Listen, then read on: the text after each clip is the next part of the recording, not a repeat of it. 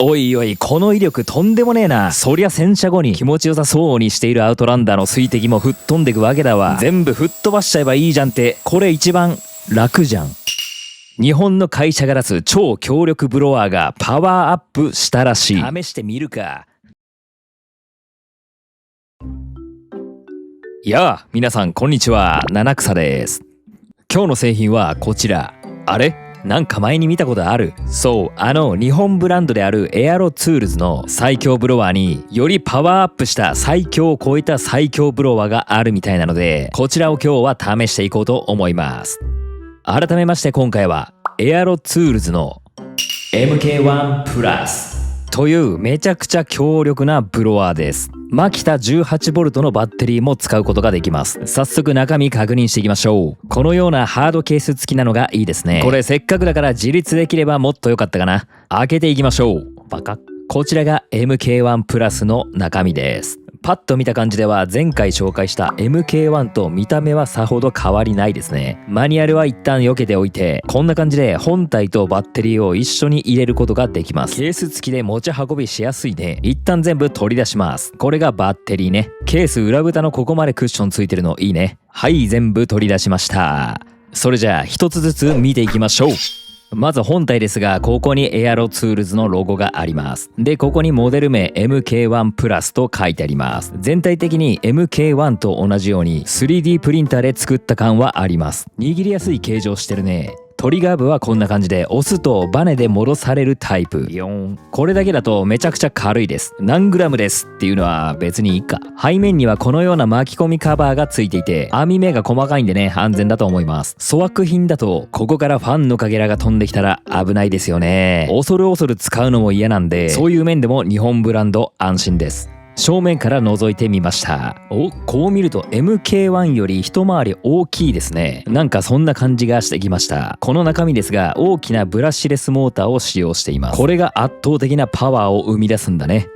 あとね、こうやって指突っ込むじゃないですか。これ簡単に手入っちゃって危ないよって思うんですが、実際にファンがついてる位置ってこの辺なんですよ。後ろから見たら分かりやすいんですが、かなり後ろ寄りでファンがついています。で、七草、指が結構長めと言われているんですが、指をこう突っ込んだとしてもこの辺までしか届きません。ファンがついているのはこの位置です。なので安全かなと思います。ただモーターはその手前にあるので、故意には突っ込んだりしないでくださいね。次行こう。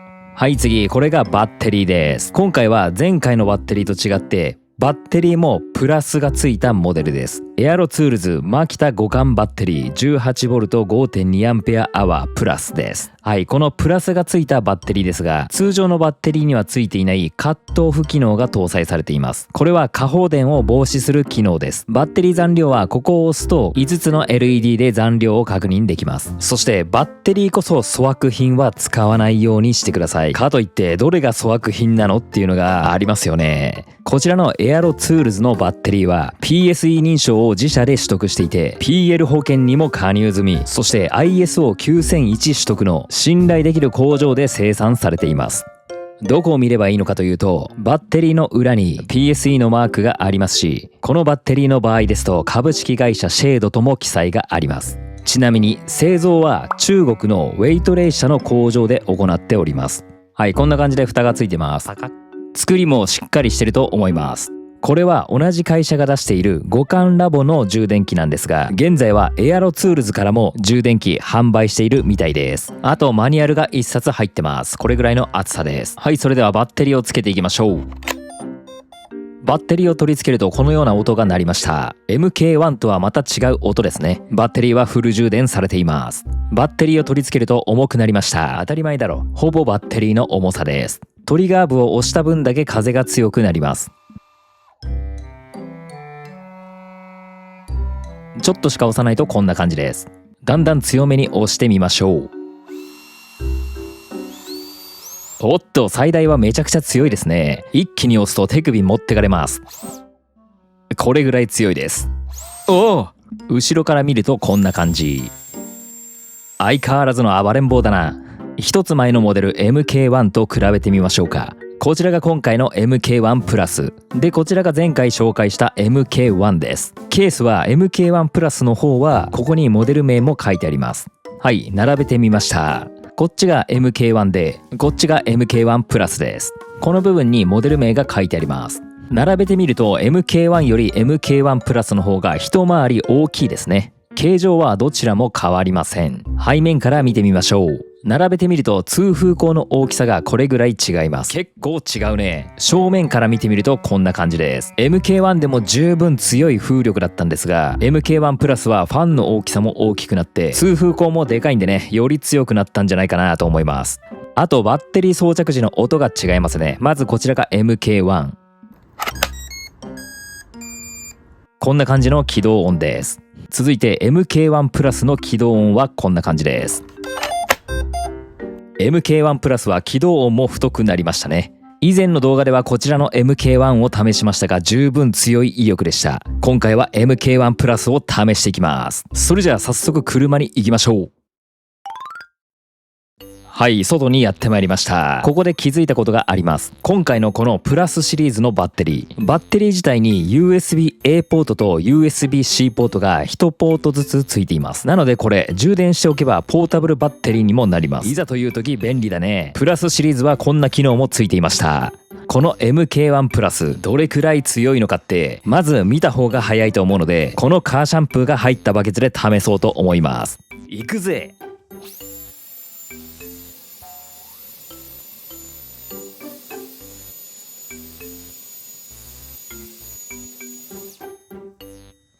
でこれぐらい本当に強いです。バケツの水がなくなるぐらい一気に吹っ飛んでいきます。これ今試しにやりましたが結構水が跳ね返ってきてこのブロワー自体も結構濡れてしまったんでね、故障にもつながりますし危険なので真似しないでください。とはいえこれぐらいの強さがあります。これは洗車の後の拭き取りがだいぶ楽になりそうですね。これブロワーどころか七草自身がびしょびしょになっています。よし洗車して使っていこうか。はい、洗車が終わりましたので吹き上げの前にブロワーを使います。よく眺めてて思うんですよ。アウトランダーかっこいいな。撮り方でいろんな顔に見えますね。試しにルーフでブロワーを使っていきます。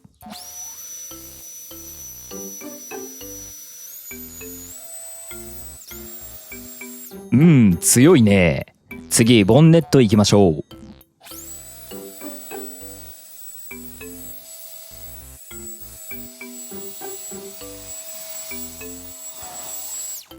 これめちゃくちゃ拭き取り楽だわ。ほぼ水滴が飛んでいきます。 MK1 も強いですが MK1 プラスがより強い感じはしますね。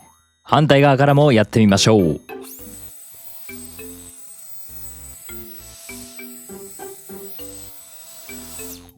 めちゃくちゃ楽ですね。これは水減らしだけでもだいぶ助かる。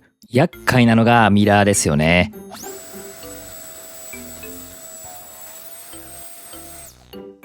めっちゃいいじゃん。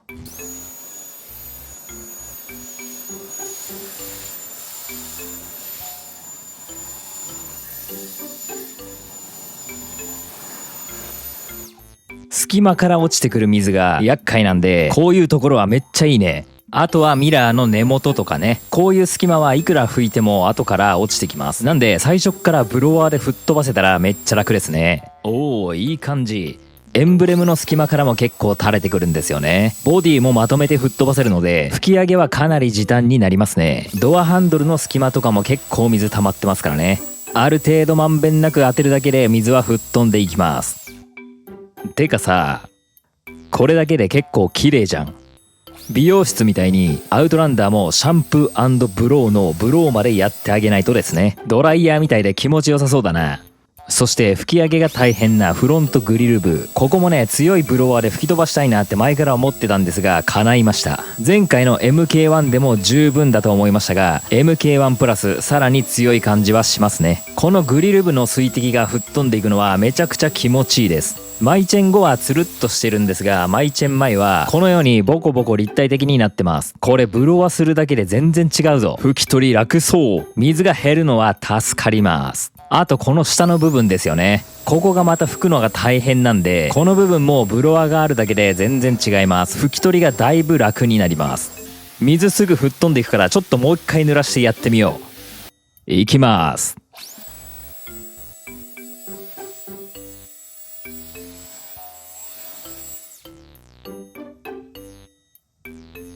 めっちゃ楽。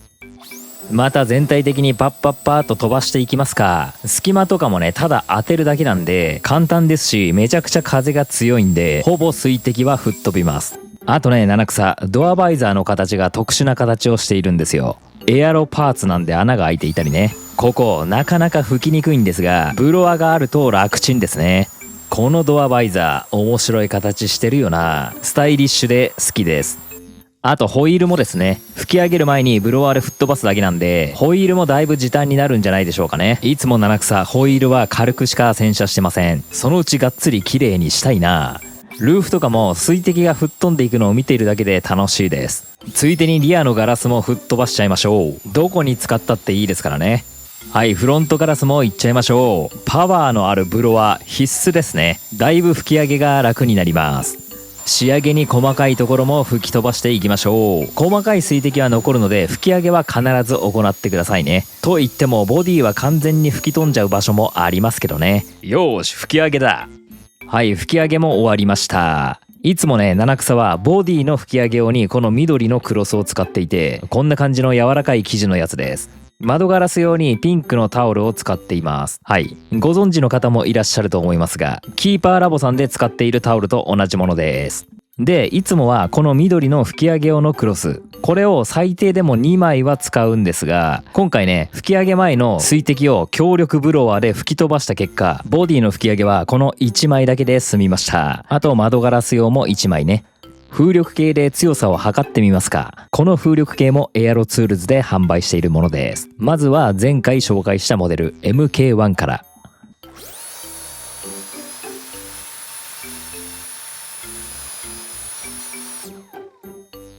はい、最大値で時速 125.9km という最大風速が出ていますね。続いて MK1 プラスで測っていきます。